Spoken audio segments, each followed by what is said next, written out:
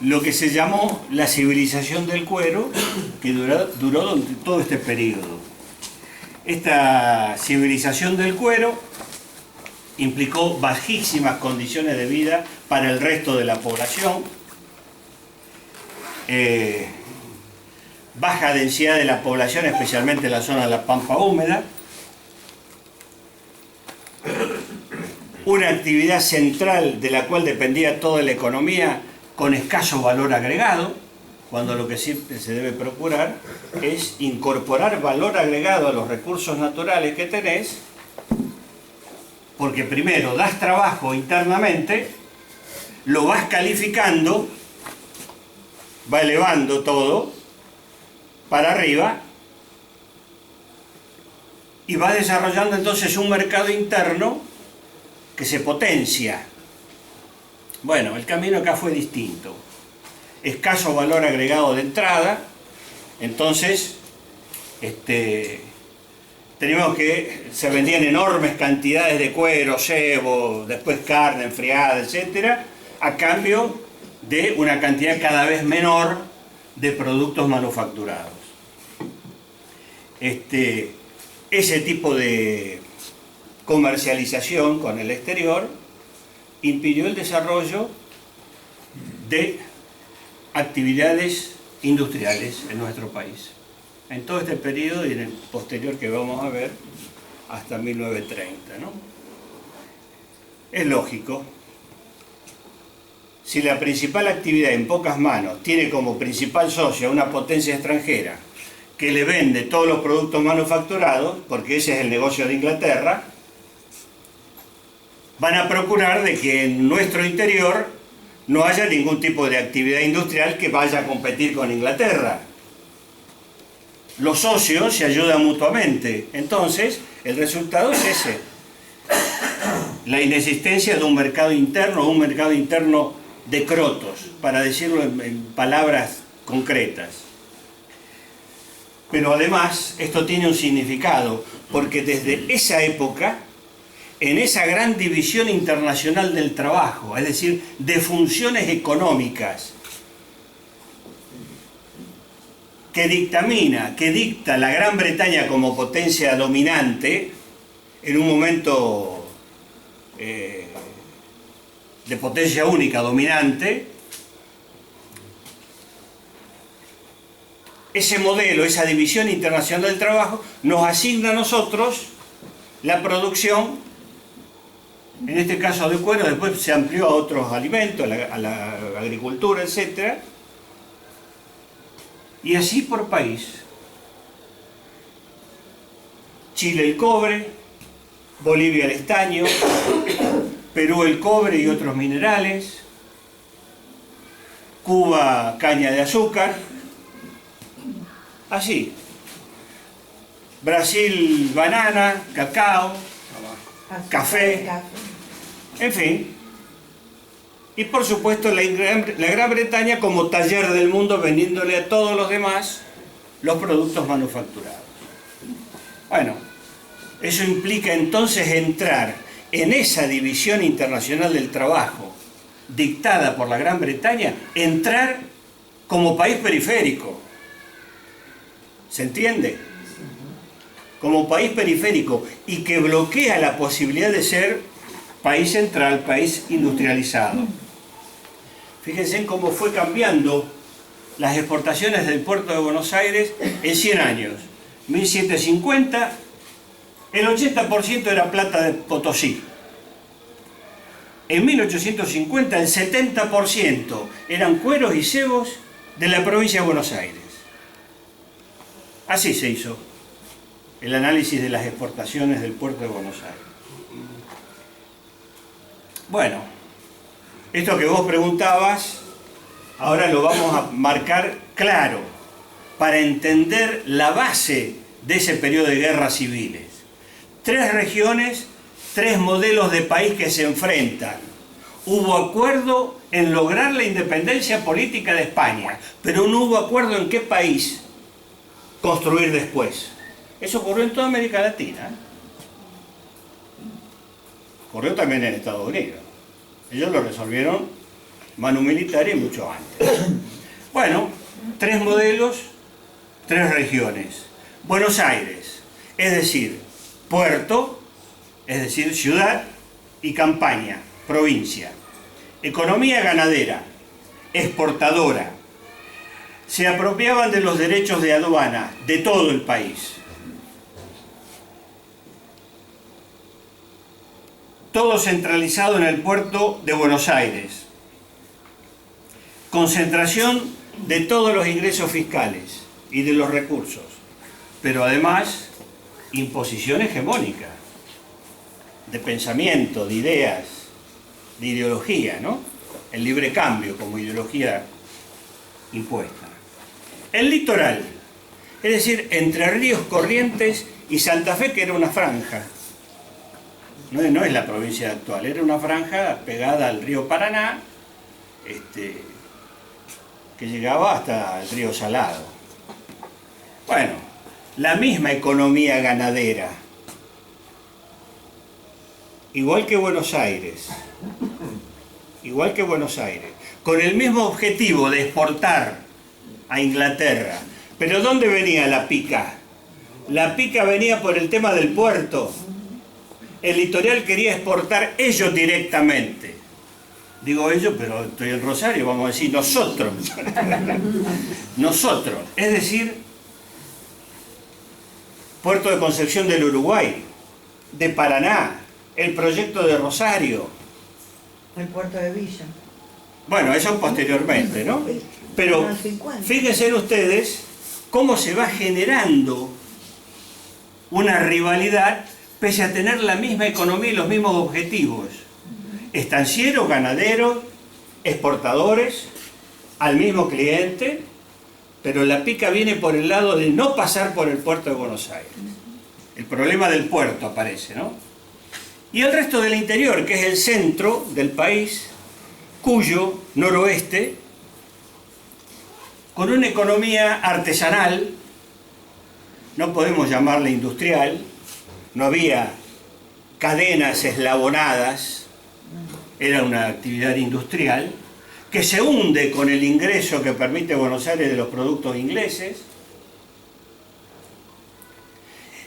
en donde había muy poca comercialización, muy poco uso de la moneda, mucho trueque, es decir, cosa simple. Pero lo que querían era, frente a Buenos Aires, una política proteccionista. Es decir, para que esta artesanía simple vaya evolucionando y pase a otra cosa, no tenemos que dejar que entre todo de Inglaterra, sin límite alguno. Además, las rentas de aduana, como decía en el litoral, tienen que ser repartidas entre todos, no solamente entre los porteños bonaerenses. Entonces, yo creo que acá encontramos los 3 proyectos de país que, por tener objetivos distintos, se enfrentan en este largo periodo de guerras civiles, que es larguísimo, muy cruel, y que dejó muchas consecuencias económicas, sociales, políticas. Las guerras son siempre destrucción. Entonces, en esta explicación económica de la historia, nos permite visualizar entonces la raíz de ese periodo tan complejo, que desde la historia política es muy difícil de captarlo. Las largas luchas civiles se desataron esencialmente por la posición asumida por la provincia y ciudad de Buenos Aires. Hoy tenemos que seguir siendo federales y nos han metido la trampa de ciudad autónoma. O sea, dejó de ser la ciudad de todas las provincias, ciudad autónoma. Bueno, ¿verdad? Para otros temas más adelante, pero bueno. Una cosita interesante a agregarle ahí, ¿sabes qué es? Que ellos tuvieron una cosa, que fundaron algo muy poderoso, que fue el Banco de la Provincia de Buenos Aires. En el año 1826, sí. Eso les sirvió para manejar monetariamente, tener mucho poder. Una cosita, todo ese poderío de Inglaterra se sostiene gracias al contrabando del opio que hacen del gobierno chino. Sí, sí. O sea, sin el opio, todo esto que arma Inglaterra Contra China. Contra China. Sí, sí. Que fue corromper a la élite gobernante en China para dominarla, para hacerla consumidora de opio. Ahora viene Y yo me pregunto, ahora viene la revancha. la difusión de todo lo que sea drogadicciones y adicciones de todo tipo entre la juventud, Es un plan. ¿no es parte de un plan entonces? Por supuesto que sí. ¿No tiene ese antecedente de la guerra del opio que dice la compañera? Por supuesto que sí. Es castrar. Y hago esta expresión demasiado gráfica.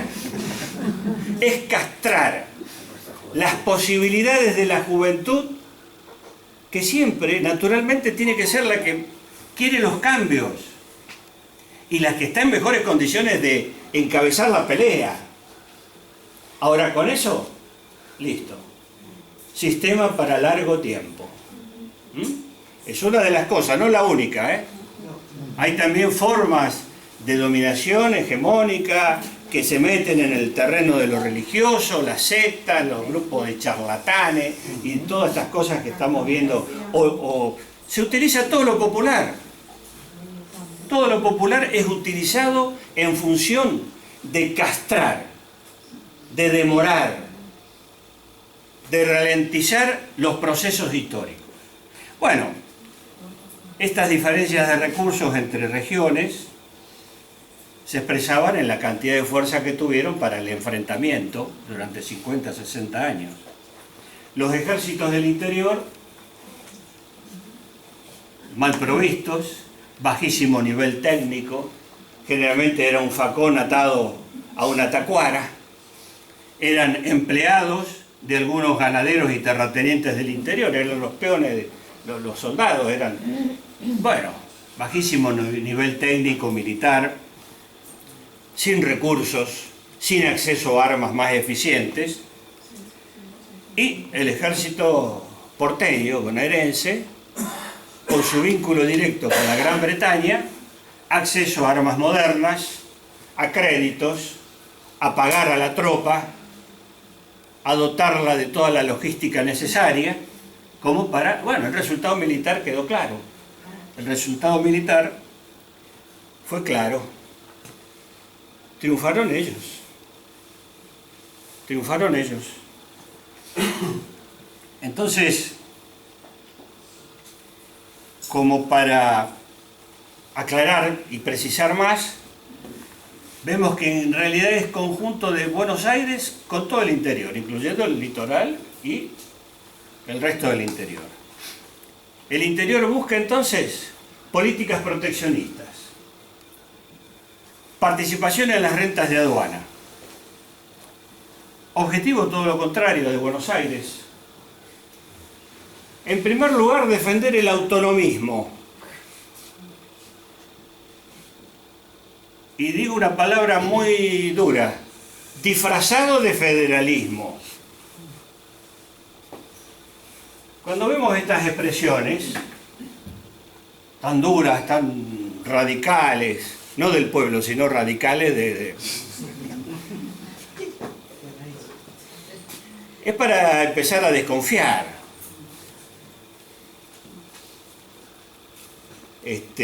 Yo sé que hay compañeros que hacia Rosas lo levantan como un símbolo de soberanía. Yo tengo otra opinión. La historia económica me da datos que fue un gobierno de un terrateniente para los terratenientes, que creó las condiciones para ese proceso agroexportador, que fue en realidad un unitario, que atrás de la rimbombante lenguaje federal escondió siempre un proteccionismo a los intereses de la provincia,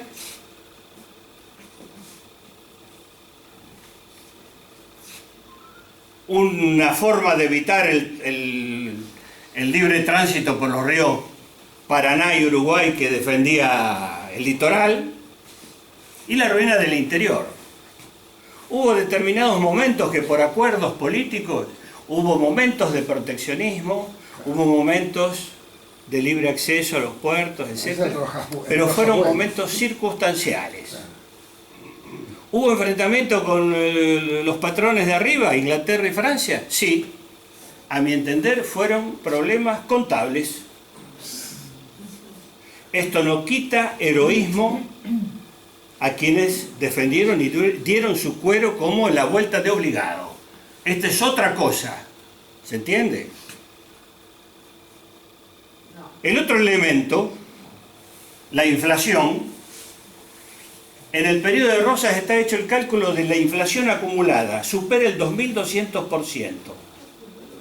Era política de Estado. Devaluación que sirve a los exportadores, a los ganaderos, a los terratenientes. Y chauchi, después, sí, a tomar mate con los gauchos, todo lo que vos quieras, pero los numeritos cantan otra cosa. Cantan otra cosa. Y también viendo estas cuestiones, que en el peronismo, que es el movimiento nacional y popular por esencia de nuestro país, y el que ha levantado la figura de Rosas, poniéndola a la par de San Martín y de General Perón, en realidad eso es un hecho posterior al gobierno del peronismo histórico.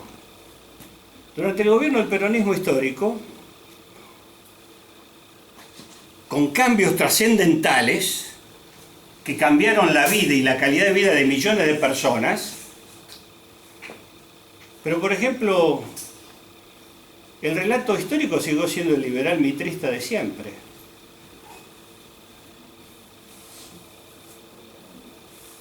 Por ejemplo, se nacionalizan los ferrocarriles. ¿Y qué nombre se pone a los ferrocarriles? Mitre, Urquiza.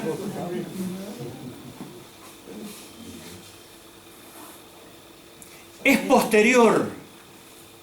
Y es la propia reacción del 55, el golpe que impone la dictadura de Aramburu y Rojas, el que genera, con ese término de la segunda dictadura.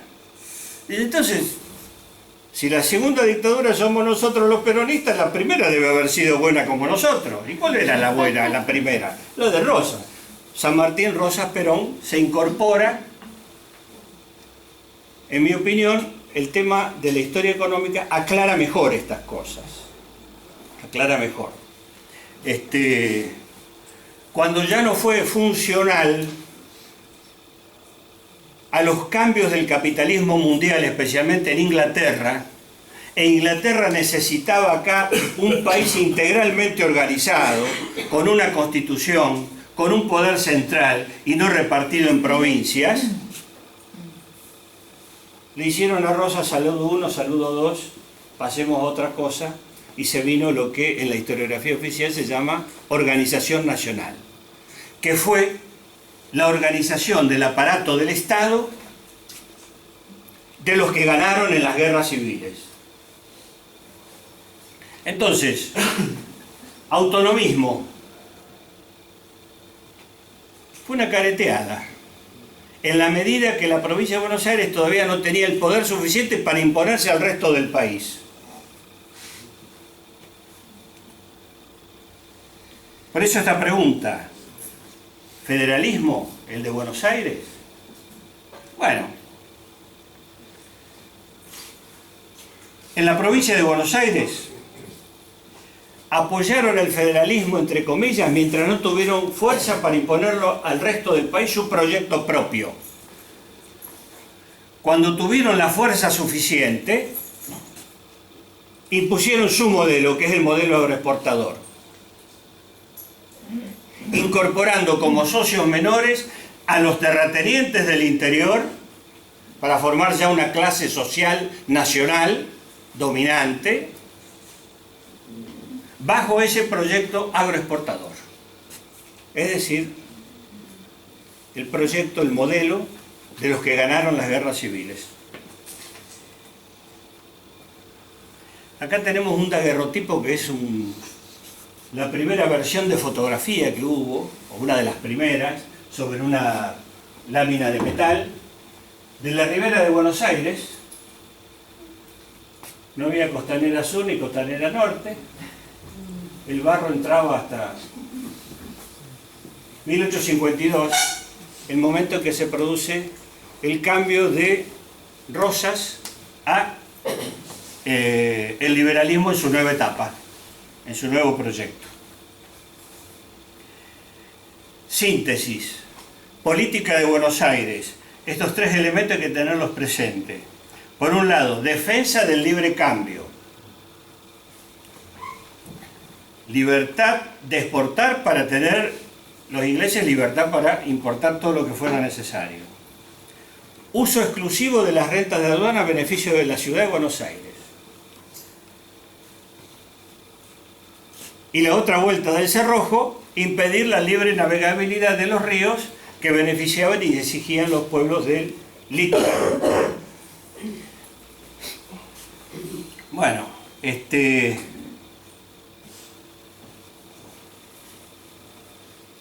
para precisar desde el ángulo estrictamente económico, histórico, el factor dinámico de todo este periodo que analizamos hoy, 1810-1860, aproximadamente, porque hubo guerras civiles después de 1860. Las últimas fueron la de Felipe Varela, pero hubo enfrentamientos después. Pero para tomar una fecha, la fecha siempre es arbitraria la periodización, ¿no? Actividad ganadera para la exportación como el elemento central de la actividad económica de todo el periodo. Y la actividad comercial derivada de la actividad ganadera centrada en el puerto de la ciudad de Buenos Aires. Ahora, esto es el centro del conflicto del periodo en ese momento. El conflicto es entre el puerto de la ciudad de Buenos Aires, ciudad y campaña, contra el litoral y el interior. Tres proyectos de país que se enfrentan en guerras civiles larguísimas hasta que triunfa el más poderoso, el que tiene más platita. Eso está claro también, ¿no? Para triunfar en una guerra hay que tener platita, además de otras cosas. Bueno, este conflicto va a marcar entonces todo este periodo, que lo podemos señalar desde 1776, creación del virreinato, donde Buenos Aires empieza a diferenciarse del resto del Río de la Plata, hasta 1860, hasta fines de la Guerra del Paraguay, hasta fines de las últimas montoneras de Felipe Varela en La Rioja y Catamarca, donde ahí, con la traición de Urquiza al federalismo, se termina por definir la suerte de nuestro país y comienza la construcción del modelo agroexportador.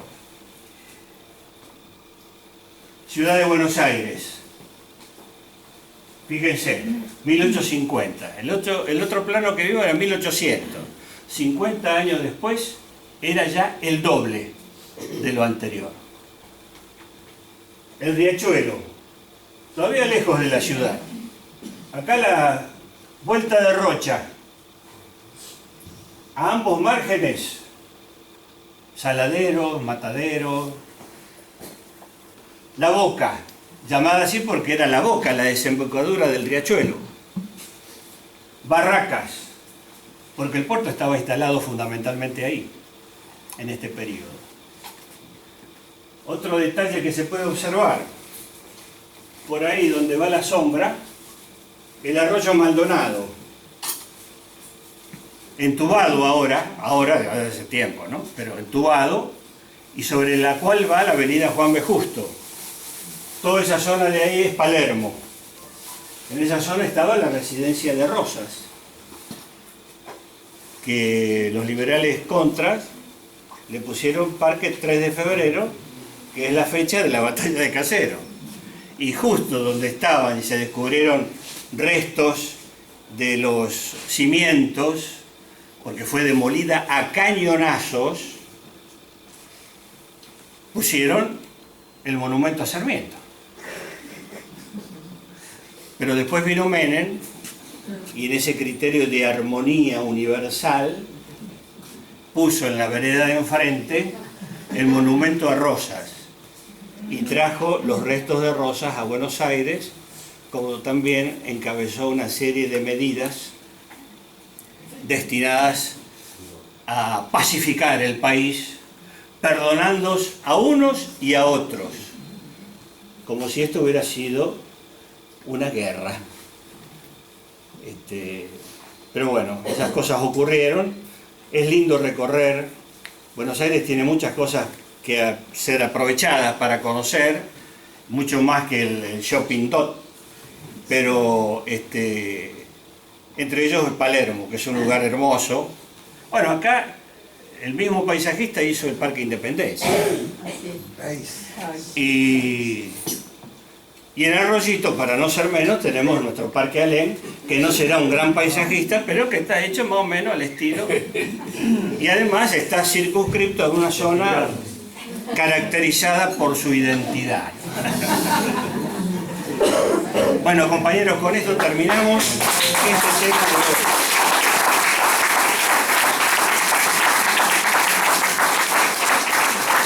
Terminamos este tema de hoy. Recordamos para el próximo martes, donde vamos a ver ya el modelo agroexportador, 1860-1930. Seguimos dando total la vuelta. Muchas gracias. No.